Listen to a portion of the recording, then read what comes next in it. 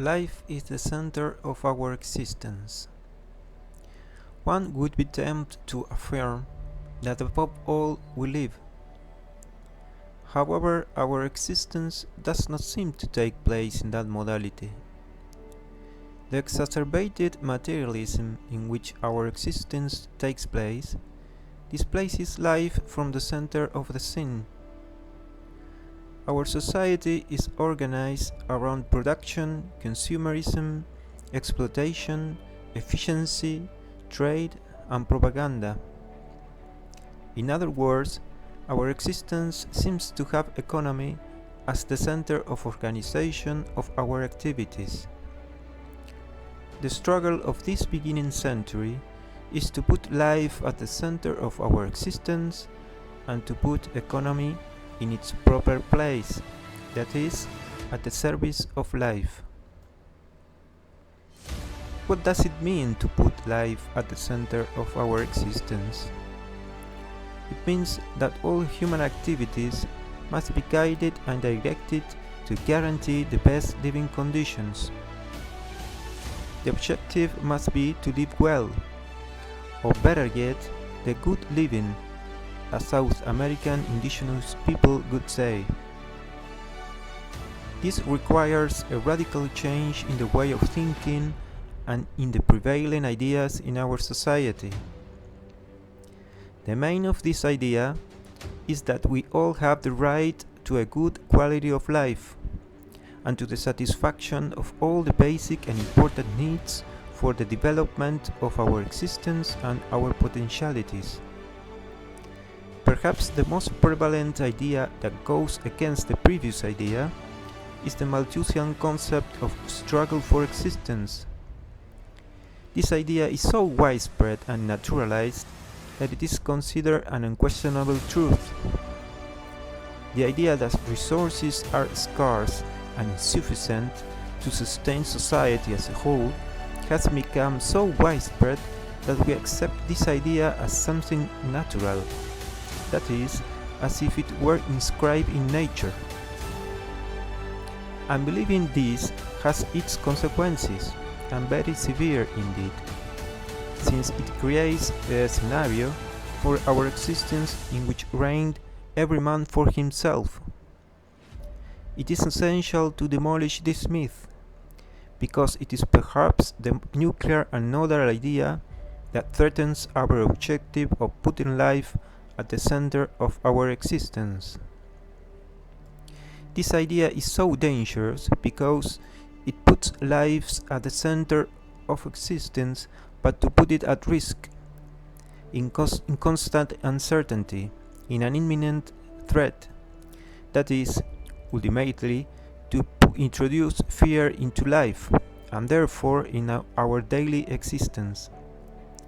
To bring down this false idea would be to restore to life the power and confidence that it possesses by its own nature.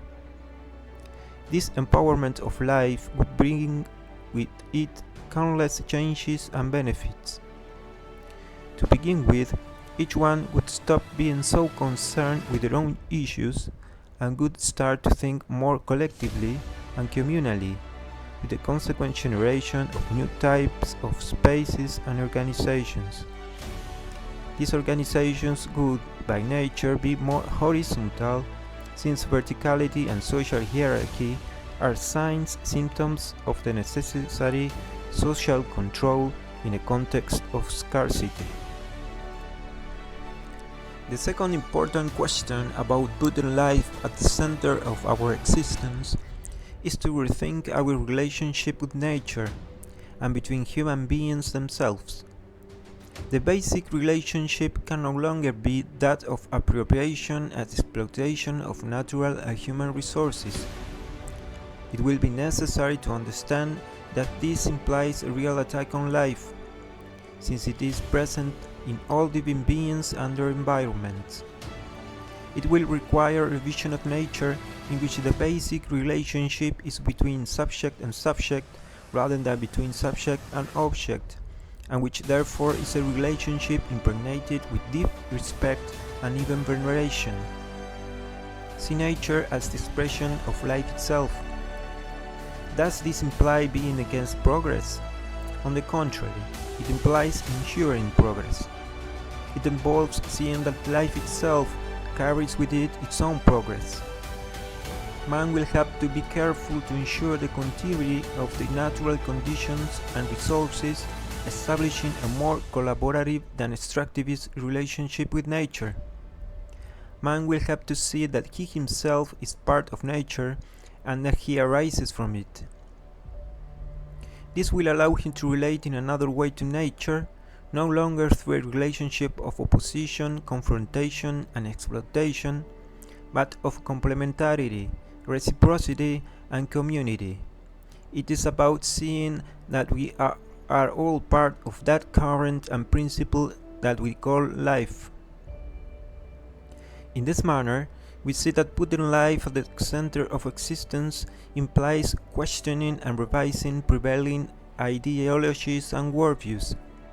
These ideologies are transplanted from one area of knowledge to another, spread widely, and become part of the so-called common sense.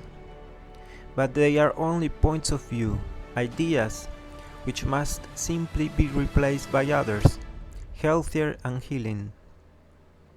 Because ideas make man and nature sick. Then it becomes essential to put the concept of health in a place of fundamental importance, and not only the concept of individual health, but above all the concept of collective health, or better still, that of environmental health. In this new worldview, the development of healthy environments, which are those in which there are relationships of healthy cooperation, mutual aid, complementarity, and collaboration, will have to be ensured and guaranteed, not only in human relationships, but also in relationships between man and their environment.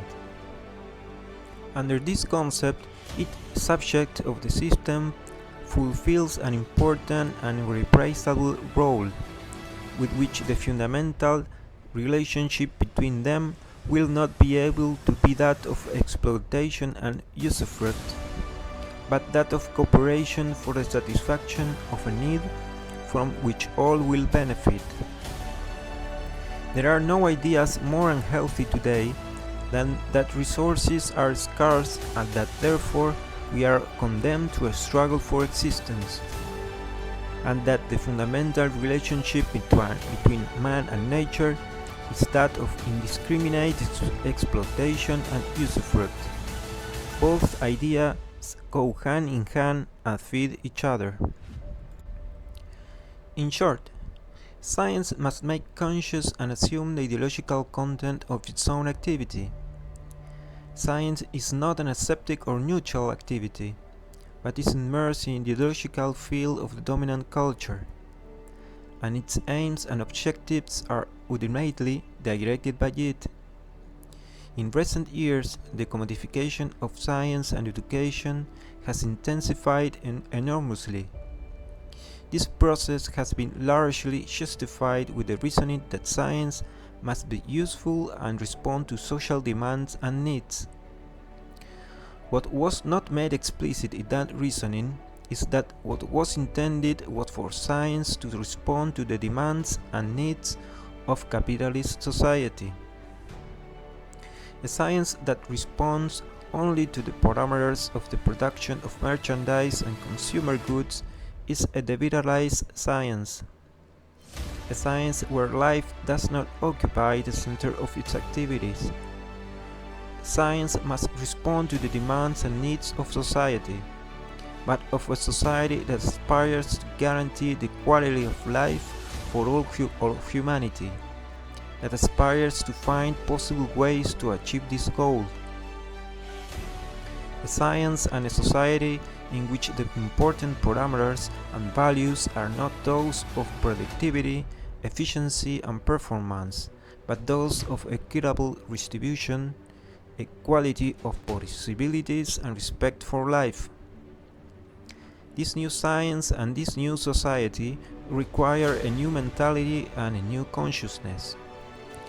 individual consciousness will have to give way to a more collective consciousness.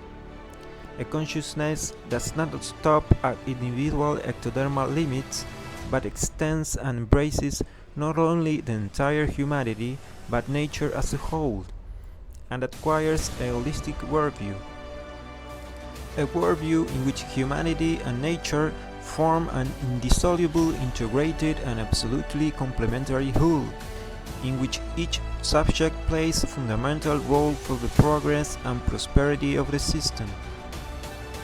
This holistic worldview will allow us to put life back at the center of our existence. It will give us the awareness that we are all and everything part of the same current that unites us and flows through us. A current that will lead us to a more dignified and healthy future, and to a more integral and systemic evolution and progress. Some might think that this is just a utopia, an unrealizable ideal, but history shows us that ideals finally realize and actualize as cases of a great universal teleological process. This process is nothing more than the evidence of the action of that exigency that we call life.